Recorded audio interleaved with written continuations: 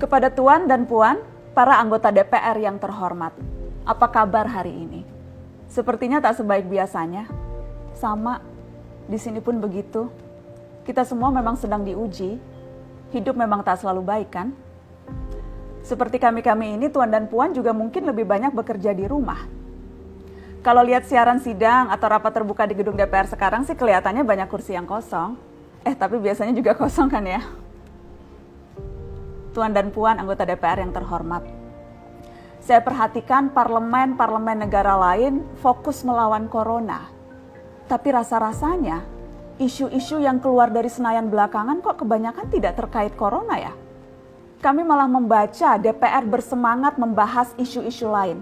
Contohnya, rancangan Undang-Undang Cipta Kerja yang banyak ditolak karena dinilai mementingkan kepentingan investor di atas kebutuhan pekerja. Presiden Jokowi pekan lalu sempat menyatakan pemerintah dan DPR menunda pembahasan salah satu klaster di rancangan undang-undang itu, klaster ketenagakerjaan. Ini untuk memberi kesempatan mendalami substansi dan mendapat masukan dari banyak pihak.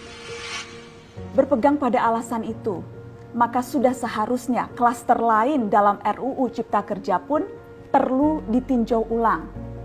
Karena yang lain juga bukan tanpa masalah, terutama dari perspektif lingkungan dan keadilan gender. Tidak cukup hanya menunda pembahasan satu klaster saja. Ada juga RUU lain yang masih nekat mau dibahas. Ada RUU KUHP yang tahun lalu diserbu unjuk rasa. Lalu RUU pemasyarakatan. Ada koruptor yang sudah ngebet pengen bebas kah? Apa kabar Pak Yasona? Terus terang saja, membahas undang-undang yang menyangkut hajat hidup orang banyak di masa seperti sekarang ini terlalu mengundang curiga. Gara-gara pandemi yang pada jatuh cinta saja berani menunda nikah loh. Ini kok DPR buru-buru banget kayak lagi kejar setoran? Tidak ada undang-undang yang tidak penting, semua penting. Justru karena undang-undang itu penting, aneh jika pembahasannya diseriusi di waktu seperti sekarang. Saat dimana perhatian dan konsentrasi kita sedang terkuras bertahan hidup di tengah wabah. Produk hukumnya pun berpotensi cacat bila tidak memenuhi ketentuan dan rasanya belum ada aturan pembahasan RUU secara virtual. Jika ngotot menuntaskan Omnibus Law atau RUU KUHP atau RUU pemasyarakatan, jangan salahkan jika ada yang menilai DPR tidak menjadikan perang melawan corona sebagai prioritas. Saya percaya setiap tindakan dan keputusan di masa krisis mencerminkan skala prioritas. Atau memang inikah prioritas wakil-wakil rakyat kami saat ini? Bikin ribut juga jelas tak seharusnya jadi prioritas.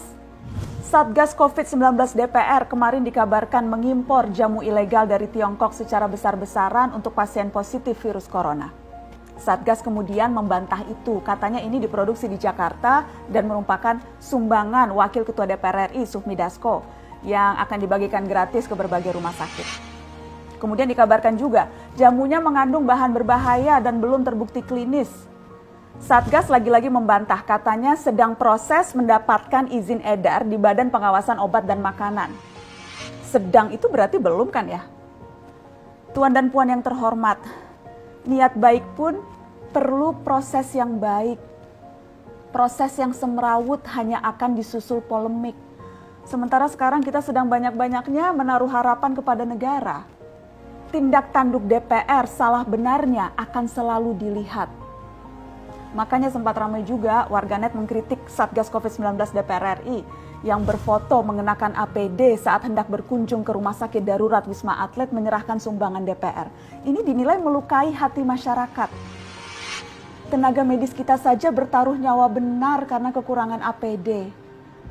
Tidak ada yang meragukan jumlah sumbangan DPR. Kami yakin pasti banyak, namanya juga DPR, beli ribuan rapid test saja mampu, ngeborong jamu apalagi.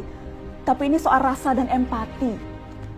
Kecuali ya, kalau yang dipakai anggota DPR itu APD yang lain, alat pelindung dewan. Salam hormat dari kami yang kalian wakili.